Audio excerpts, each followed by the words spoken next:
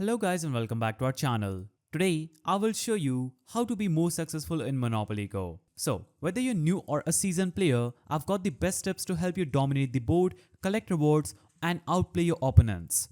So, let's get started. So, success starts with a strategy. Don't just roll the dice randomly. Pay attention to tiles ahead and aim for high value spots like railroads, utilities, or bank heists. Planning can make every roll count.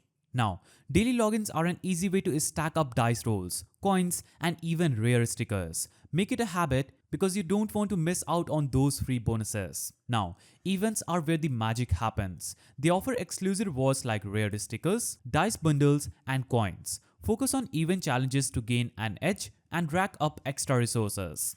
If you've got duplicates, use them to trade for stickers you need. Completing sticker albums unlock powerful bonuses like extra rolls and multipliers. So don't let your extras go to waste. Multipliers can supercharge your rewards, but timing is key. Use them during big opportunities like bank heists or high reward tiles to maximize your payout.